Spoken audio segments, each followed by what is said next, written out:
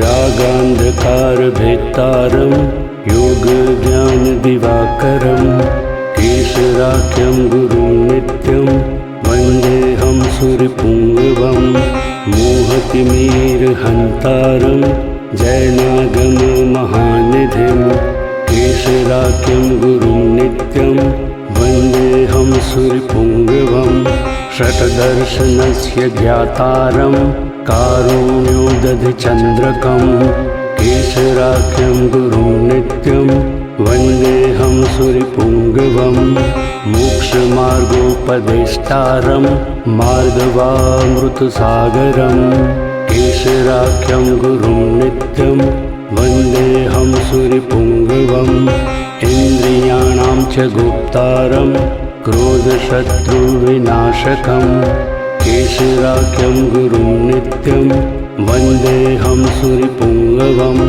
कृपालता महामेघं लोभाभिवर्वानलं केशराख्यं गुरुं नित्यं वन्देऽहं सूर्यपुङ्गवम्। एक सच्चे जैन साधु भगवंत के संपर्क में आते ही अनेक लोग अपनी बुरी आदतें छोड़ देते हैं, व्यसन आदि का त्याग करते हैं, धर्म के मार्ग पर चलना शुरू करते हैं, प्रवचनों में भीड़ लगती है।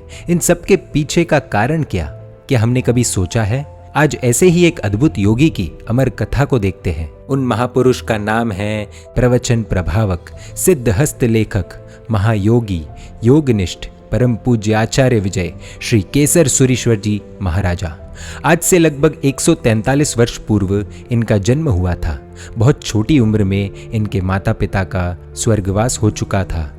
माता पिता के वियोग से वैराग्य जगा और फिर चल पड़े संयम पथ पर। योगियों की बात बड़ी रोचक और रहस्यमय होती है। कुछ महापुरुष ऐसे होते हैं जो एक मत के नहीं बल्कि अन्य अनेक धर्मों के शास्त्रों का भी गहराई से अध्ययन कर लेते हैं। ये भी उनमें से एक थे। बहुत ही छोटी उम्र में पूज्य श्री ने गुरुकुलवास में रहकर 45 आगमों का तो अध्ययन किया ही, लेकिन साथ साथ अनेक धर्मों के शास्त्रों का गहराई से अध्ययन किया। अध्यात्म योग के ग्रंथ का गहन करते करते इनका मन अध्यात्म की ओर विशेष गति करने लगा। अति रुचि होने से जैन धर्म के अनेकांतवाद सिद्धांतों को हृदय में रखकर गुरु आज्ञा से अनेक स्व और पर धर्मों के योग ग्रंथों का अध्ययन और साथ साथ प्रयोग करना शुरू किया। दिल की गहराई में ध्यान योग का दिव्य नाद गूंजने लगा। जहां पर भी अच्छे योगी की बात सुनने में आती तो तुरंत वहां अति आनंदित होकर चले जाते।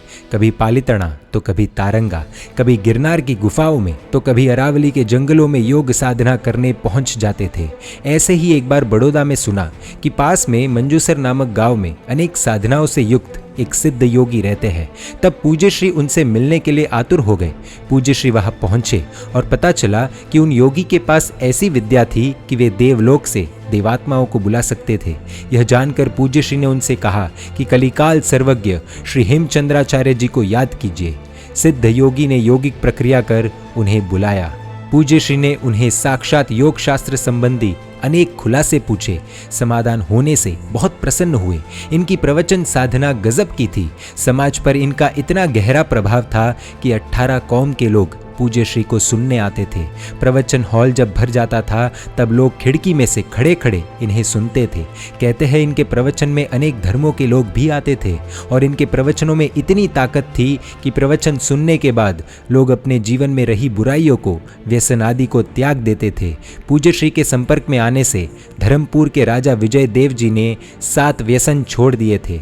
एक साधु भगवंत के प्रवचन से यदि राजा अपने व्यसन छोड़ देते हैं तो सोचिए साधु भगवंत के प्रवचनों का कितना महत्व होता है। ये तो सिर्फ एक उदाहरण है। ऐसे तो राज परिवार के कई लोग, दरबारी, पुलिस कांस्टेबल, बड़े बड़े ऑफिसर्स और ऐसे अनेक बड़े बड़े पद पर रहे लोगों ने भी अनेक व्यसनों का त्याग कर सज्जन बने थे। कई लोग तो योग मार्ग में भी जुड़ गए थे। इनकी लेखन शक्ति भी शानदार थी। लेखन करने के लिए हर रोज दिन में 2 घंटे निकालते थे, जिसमें इन्होंने 20 ग्रंथ लिखे हैं। ये ग्रंथ आत्म साधक को अपनी साधना में तलहटी से शिखर पर पहुंचा देते हैं। रात को चांदनी की रोशनी में भी कुछ ग्रंथ लिखे हैं। इनके द्वारा लिखे गए ग्रंथ सिर्फ जैनों के लिए नहीं बल्कि सबके लिए उपकारी बने हैं। कहते हैं कि कलापूर्ण सुरेश्वर जी महाराज साहब ने एक बार कहा था कि उन्हें आध्यात्म में रुचि पूज्य श्री केसर सुरेश्वर जी महाराज साहब की आत्मज्ञान प्रवेशिका ग्रंथ से हुई थी। योगी राज श्री शांति सुरेश्वर जी और पूज्य श्री केसर सुरेश्वर जी दोनों महात्मा योगी मित्र थे। अनेकों बार दोनों महापुरुषों ने साथ में साधना भी की है। इनके जीवन से जुड़ा एक अद्भुत चमत्कार, जो असल में चमत्कार नहीं बल्कि साधना का पुण्य माना जा सकता है, वो हम देखेंगे अगले भाग में। परमात्मा के आगे विरुद्ध कुछ भी कहा हो तो मिच्छामि दुक्कडम। जय जिनशासन, जय महावीर।